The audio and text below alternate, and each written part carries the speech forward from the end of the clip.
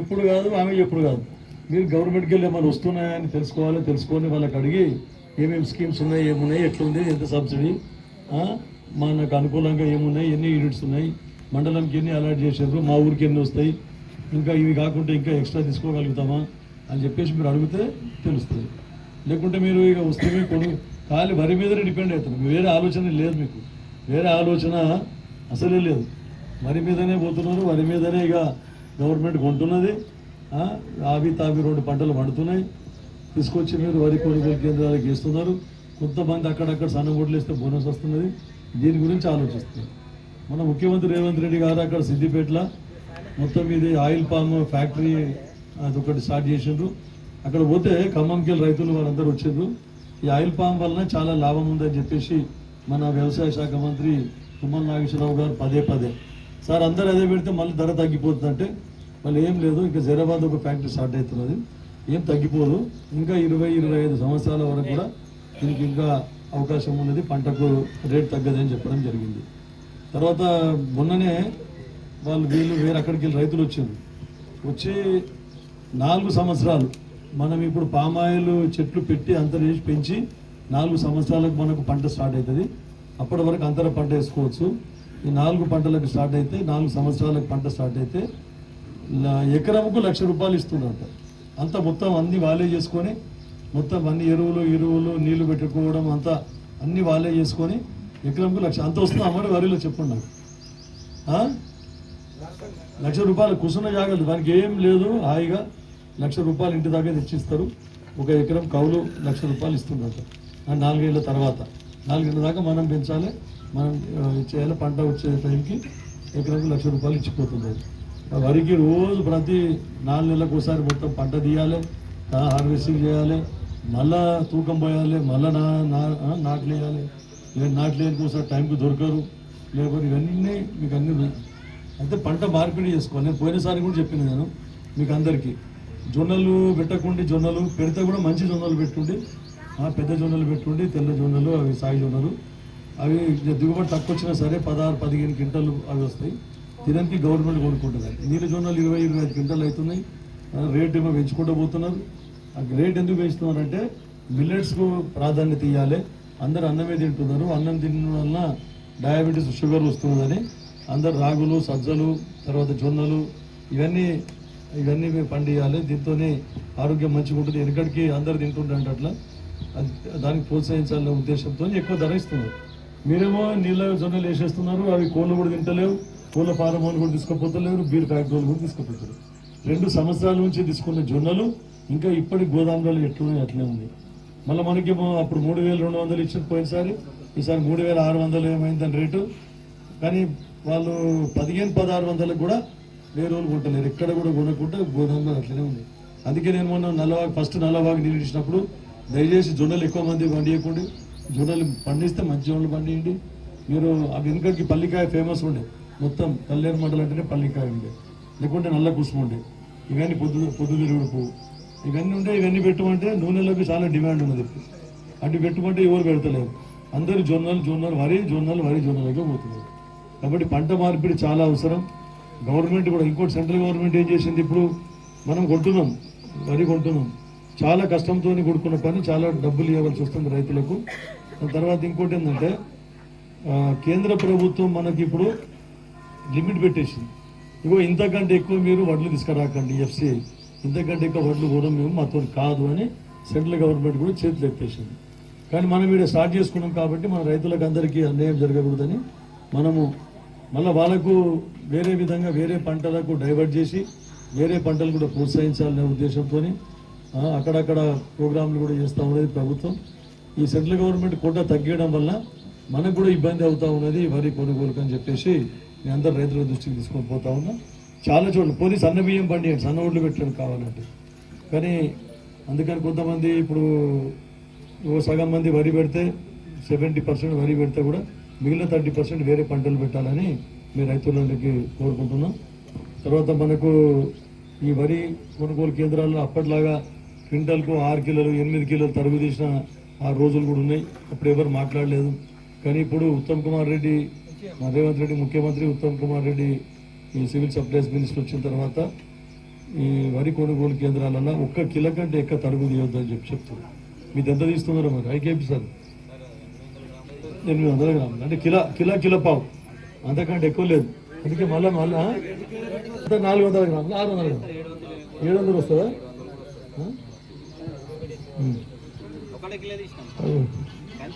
అదే చెప్తున్నారు మీరు. అట్లా అంటే మీరు జల్లడ పట్టాలి.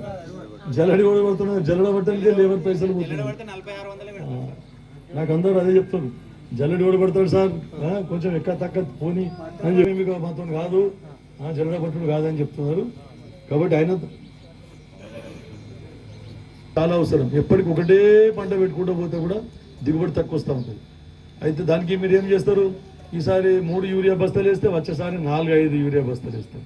కాంప్లెక్స్ ఎరువులు కూడా ఒకటి వేస్తే నెక్స్ట్ వీత పంట తక్కువ ఎక్కువ రావాలి, పంట వస్తే లేదని 2-3 పెంచుతారు. కాబట్టి కృష్ణాపూర్ గ్రామం నిజంగా వాళ్ళు ఆర్గానిక్ ఫార్మింగ్, న్యాచురల్ ఫార్మింగ్ తీసుకుంటారు అన్నట్టు 125 మంది రైతులు 125 ఎకరాలు తీసుకున్నారంటే అది మీకు ఒకసారి పైలట్ ప్రాజెక్ట్ కింద మీరు పంట దిగుబడి మామూలు కెమికల్ ఫెర్టిలైజర్ చేస్తే ఎక్కువ వస్తున్నదా, లేక ఎరువు తయారు చేసుకొని వేసిన ఎరువుకు పంట ఎక్కువ వస్తున్నదా అనేది మీకే తెలిసిపోతుంది. కంపేర్ చేసుకుంటే కరెక్ట్గా చెప్పియండి. తర్వాత ఈ కషాయాలు మరి ఎట్లా ఉన్నాయో తెలియదు. దాంతో నేను కూడా వ్యవసాయం చేస్తాను, నేను కూడా మస్తు ప్రయత్నం చేసిన, కానీ ఈ ఎరువుతో మంచి లాభం ఉండదు. న్యాచురల్ పశువుల ఎరువు కానీ లేకుంటే వర్మీ కంపోస్ట్ కానీ దాంతో మంచి లాభం ఉన్నది. కానీ పురుగు ఏంటంటే ఈ కషాయాలు కొడితే ఏం పోతలేదు, కషాయాలతో పోతలేదు.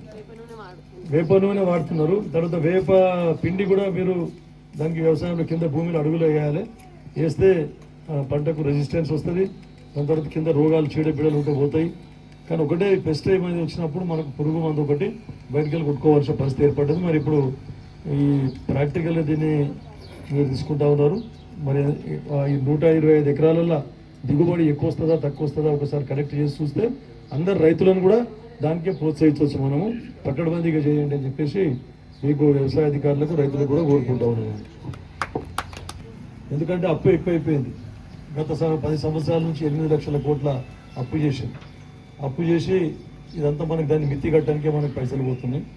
ఎన్నో సార్లు మేము చెప్పినాం, కాళేశ్వరంకు తెచ్చిన పైసలు బాకీ ఫైనాన్స్ కార్పొరేషన్లోకి వెళ్ళి 12% వడ్డీకి తీసుకొచ్చారు. ముఖ్యమంత్రి గారు రేవంత్ రెడ్డి గారు వచ్చిన తర్వాత ఎన్నో మీటింగ్లలో చెప్పిన ఇది నిర్మలా సీతారామన్ దగ్గరికి పోయి 8.5-9% వడ్డీ తగ్గిస్తే మనకు 4,000 కోట్లు మిగిలినాయి. అంటే అప్పుడు ఏమో జల్దీ అయిపోవాలి అని చెప్పేసి బాకీ తీసుకురాకడ ఎంతనైనా వడ్డీ ఎక్కువైనా సరే తెచ్చిండ్రు. మళ్ళీ లాస్ట్కి అదే పనికి రాకుండా పోయింది కాళేశ్వరం. మీరు అందరూ ఆర్టీసీ వాళ్ళు మీరు చూస్తున్నారు. ఆర్టీసీకి ఇంత మూసేస్తామన్నారు కేసీఆర్. అయితే ఆర్టీసీ ఏం లేదు, మూసేస్తామన్నారు. అటువంటిది మనం మంచిగా చేసి మహాలక్ష్మి పెట్టి ఆడవులకు ఫ్రీ ఇస్తే మళ్ళీ ఇప్పుడు సమ్మెకు పోయింది.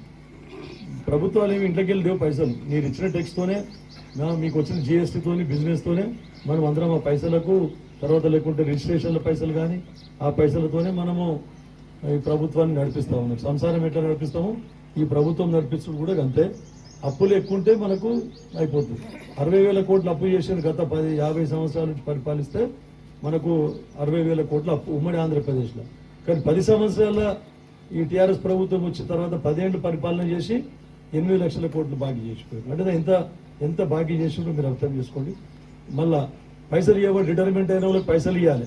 58 ఏళ్ళకి రిటైర్ అవుతాం. వాళ్ళకి పైసలు 58 ఏళ్ళకి రిటైర్మెంట్ కాగానే 2-3 నెలల లోపల పైసలు ఇచ్చేయాలి. కానీ అవన్నీ ఇవ్వబడితే పైసలు జీతాలు ఏనికి పైసలు ఏడికెళ్ళి తెచ్చేయాలని వాళ్ళ వయసు 61 సంవత్సరాలకు పెంచిపోయింది. అయిపోయారు 61 సంవత్సరాలకు పెంచిపోగానే వాళ్ళ పీరియడ్ దాటగొట్టుకున్నారు. 58 ఏళ్ళకి అయిపోయింది వాళ్ళకి. 61 ఏళ్ళు రాగానే ఈ గవర్నమెంట్ వచ్చింది. ఈ గవర్నమెంట్ మీద మొత్తం భారం పడుతూ ఉంది. వాళ్ళకు కూడా మళ్ళీ రిటైర్మెంట్ బెనిఫిట్స్ అన్ని ఇవ్వాలి, లేకుంటే వాళ్ళు స్ట్రైక్ చేస్తారు. ఇవన్నీ చెప్తా ఉన్నాం. మళ్ళీ మీరు ఎన్ని ఇచ్చినా కూడా రైతు భరోసా అడుగుతారు. ఇవన్నీ రైతు భరోసా ఒక దగ్గర కొట్టేసిండు, మన ఇస్తనే లేడు ఇవన్నీ. కానీ అప్పుడు స్కూల్లో పుస్తకాలు వేయలేదు, కాపీలు వేయలేదు, యూనిఫామ్లు వేయలేదు, హాస్టళ్లలో అన్నం సరిగా పెట్టలేదు. ఇవన్నీ చేసిండు. మరి అప్పుడు అన్ని పైసలన్నీ డైవర్ట్ చేసిండు. మళ్ళీ మీ ఉపాధి ఆ స్కావెంజర్ ఊడ్చోటి దిక్కు లేకుండే, సార్లను ఊడుస్తుంది, లేకుంటే పిల్లలన్నీ ఊడుస్తుంది. తాగే నీళ్ళు ఉండకుండే స్కూళ్ళల్లో.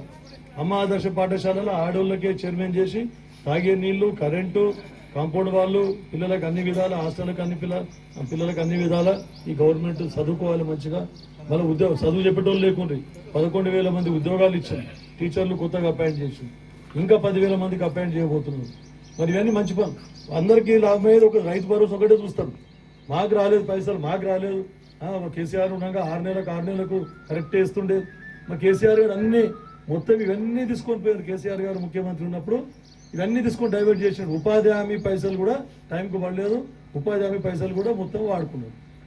అందుకే ఇప్పుడు గవర్నమెంట్ ఉపాధి హామీలో కూడా షిఫ్ట్ చేసింది. మీకు రాను ఇప్పుడు మొత్తం ముందు 90% రూపాయికి 90 పైసలు వాళ్ళు ఇస్తుంది సెంట్రల్ గవర్నమెంట్, 10 పైసలు మన రాష్ట్ర ప్రభుత్వం పెడుతుంది. ఇప్పుడు కొత్తగా పెట్టారు 40 పైసలు మనం ఇవ్వాలి, 60 పైసలు సెంట్రల్ గవర్నమెంట్ ఇస్తుంది. అంటే 40 పైసలు మనం ఇస్తేనే వాళ్ళు 60 పైసలు ఇస్తారు, లేకుంటే ఇయ్యరు. లేకుంటే మనం 40 పైసలు ఇవ్వకపోతే మనకు వాళ్ళు 60 పైసలు రావు. ఇక్కడ పన్ను నడవై లేబర్కు పేమెంట్ దొరకదు, సచ్చినట్టు 40 పైసలు ఇవ్వాలి మనం. మళ్ళీ ఏమవుతున్నదంటే అక్కడ ఉత్తర భారతదేశంలోని రాష్ట్రాలకు అన్నిటికీ మనం ₹1 ట్యాక్స్ కడితే మన రాష్ట్రంకి వెళ్ళి మనకు 45-46 పైసలు మనకి ఇస్తున్నాయి వాపస్. ₹1 ట్యాక్స్ కడితే అక్కడ బీహార్ లగిన వాళ్ళకు ₹6 ఇస్తుంది. అంటే ఇంత అక్కడ రాష్ట్రాలకు అన్నిటికీ తక్కువ అంటే ₹2, ₹1.5, ₹1.60 ఇస్తున్నారు. మన దగ్గరనేమో ఉన్న దాంట్లోకి వెళ్ళి 46 పైసలు ఇస్తున్నారు. కేంద్ర ప్రభుత్వంకు రాష్ట్ర ప్రభుత్వం అంతరం మీద ఉంది. మళ్ళీ మనకేమో పైసలు ఇస్తలేదు. పక్కన చంద్రబాబు నాయుడు ఉన్నాడు, వాళ్ళకి అండర్స్టాండింగ్ ఉన్నది, మొత్తం అక్కడ పైసలు మాత్రం ఫండ్స్ ఇస్తున్నారు. ఇవన్నీ కేంద్ర ప్రభుత్వం మనది ఒకటి లేకపోతే కొన్ని ఇవన్నీ కష్టాలు ఎదుర్కోవాల్సిన అవసరమే. కాబట్టి కేంద్ర ప్రభుత్వం నిధులు అన్నింటిలో కట్ చేసుకుంటూ పోతున్నది. అందుకే నేను చెప్తున్నా, మీకు పంట డైవర్ట్ చేయండి, వరి కాకుండా ఇంకా కొత్త పంటలు పెట్టడానికి ప్రయత్నం చేయండి. ఆయిల్ పామ్ కానీ, లేకుంటే పొద్దుతిరుగు పువ్వు కానీ, సన్ఫ్లవర్, లేదంటే ఏవి పల్లికాయ. ముందు చాలా మంచిగా పల్లికాయ వేస్తుంది, ఇప్పుడు కావలి పోవాలంట. పల్లికాయ వేస్తే ఏం చేయాలి సార్? అదే చెప్తున్నా కదా, నేనే చెప్తున్నా, కావలి పోవాలంట. అంటే కష్టం లేకుంటే ఆసాన్ జొన్న పడేస్తే అయిపోయి, జొన్న అలుకుతూ ఏమన్నా కానీగా సర్కారే చూసుకుంటుందా లెక్కలకు వచ్చింది. కానీ సర్కార్ ఏం చెప్పింది ఇప్పుడు అంటే, తెల్ల జొన్నలు తెస్తేనే కొనుండి, లేకుంటే కొనకండి అని చెప్పింది. నేనైతే స్టేట్మెంట్ ఇచ్చిన జొన్న పెట్టకుండా అని, ఆయన అందరు జొన్నలే పెట్టింది. లక్ష్మీకాంతరావు ఎమ్మెల్యే, నేను, మాదే ఉన్నది నియోజకవర్గంలో 2 నియోజకవర్గాలు ఎక్కడ జొన్న ఉన్నది, ఇది ఆఖరి ఛాన్స్, ఏమైనా చేసి కొనుండి అని చెప్పేసి వ్యవసాయ శాఖ మంత్రికి ఇద్దరం పోయి అడిగినాం.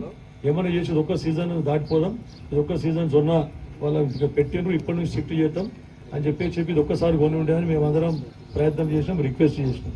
కాబట్టి ఇక కొంటే కొంటుండొచ్చు, అయినా కూడా చూద్దాం, మేము మా ప్రయత్నం మేము చేస్తూ ఉన్నామని చెప్పుకుంటూ, ఇంకా వ్యవసాయంలో ఇంకైతే కాంప్లెక్స్ ఎరువుల గురించి అడిగారు. మేము కాంప్లెక్స్ ఎరువులు కూడా DCMS ద్వారా కానీ, లేకుంటే మార్కెట్ ద్వారా కానీ ఇప్పించే ప్రయత్నం చేస్తాం. ఇక మీరు గ్రామ సమస్యలు సర్పంచ్ గారు చెప్పారు, వాటర్ ట్యాంక్ ఆల్రెడీ ప్రపోజల్ పెట్టినాం. కొత్త వాటర్ ట్యాంక్ గురించి ఖచ్చితంగా త్వరలో కొత్త వాటర్ ట్యాంక్ కూడా శాంక్షన్ అవుతుందని చెప్తున్నాం. కరెంటు గురించి ఎప్పటికీ లో వోల్టేజ్ కరెంట్ ప్రాబ్లం అంటే ₹1,30,00,000 అది మంజూరు చేసినాం. కళ్యాణ దాకా కొత్త లైన్ అవుతా ఉన్నది, అది పని నడుస్తున్నది, మీకు తెలుసు. బోర్ మోటార్ అడిగినారు, మా ఇక సరే పాపం గరీబోడు, అయినా కూడా జేబులోకి వెళ్ళి పైసలు పెట్టుకొని ఇజ్జత్ కోసానికి పనిచేస్తున్నాడు. మీరు ఒక బోర్ మోటార్ తెచ్చుకుంటే తర్వాత అన్ని ఫిట్ చేసుకొని బిల్లు ఇప్పించే బాధ్యత నాది. రేపే ఈ రోజే తెచ్చి ఫిట్ చేసుకో బోర్, ఏం పర్వాలేదు. ఇక నల్లవాగి నీళ్ళు అయితే మీకు ఎప్పటికప్పుడు ఇచ్చినాం. నీళ్లు ఉంటే ఇవన్నీ మాకేం ఇది లేదు. అప్పుడు వెనకడికి నీళ్లు ఉంటే కూడా క్రాప్ హాలిడే 2 సార్లు డిక్లేర్ చేసి పంటలకు నీళ్ళు ఇవ్వకుండా అక్కడ పని చేయకుండా మొత్తం ఈ పొలాలను నిండబెట్టిండ్రు. ఇప్పుడు మొత్తం కామన్ చెరువు దాకా నీళ్లు పోతా ఉన్నాయి. ఇంకా కూడా నీళ్లు ఉంటే, ఒకసారి నీళ్లు రాకపోతేనే తైబంద్ చేసి ఇచ్చినాం. ఇంకా తర్వాత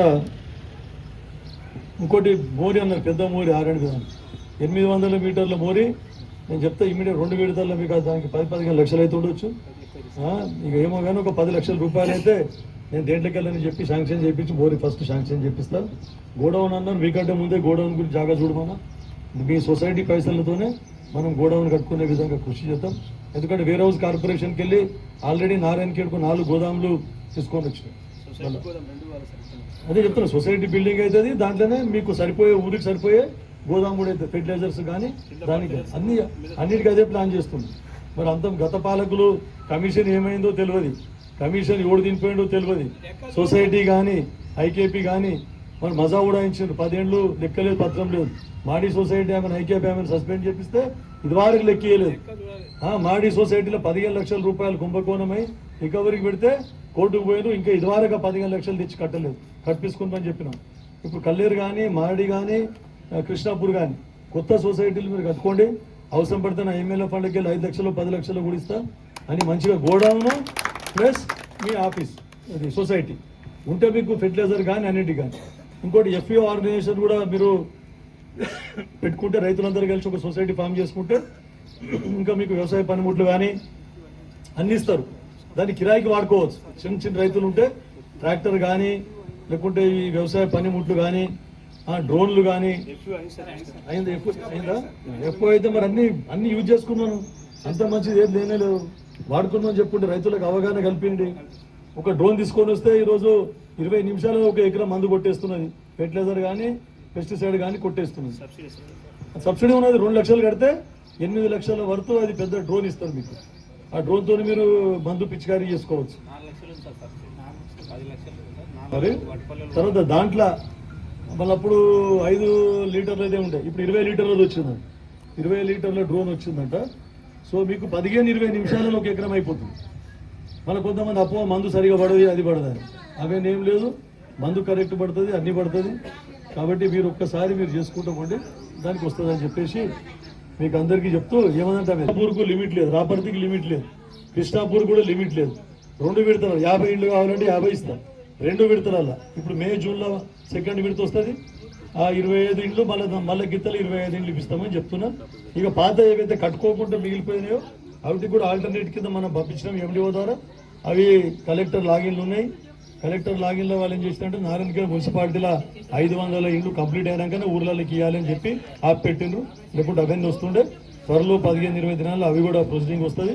తర్వాత మీరు స్టార్ట్ చేసుకొని ఆ ఇండ్లు కూడా మీరు కట్టుకోవాలని చెప్పి చెప్తూ ఇక రైతులకు అన్ని విధాలు అన్ని అగ్రికల్చర్ ఉండని, ఐకేపీలు ఉండని, సొసైటీ ఉండని రైతులకు లాభం అయ్యే పని చేయండి. రైతులకు నష్టం అయ్యే పని ఏం చేయకండి. మీకేమైనా ఇబ్బందులు ఉంటే మాకు చెప్పండి, మేము ప్రభుత్వం దృష్టికి తీసుకొని పోతామని చెప్తూ ఈ అవకాశం ఇచ్చిన అందరు గ్రామ ప్రజలకు అందరికీ మీకు అందరికీ ధన్యవాదాలు తెలుపుకుంటూ ముగిస్తాం.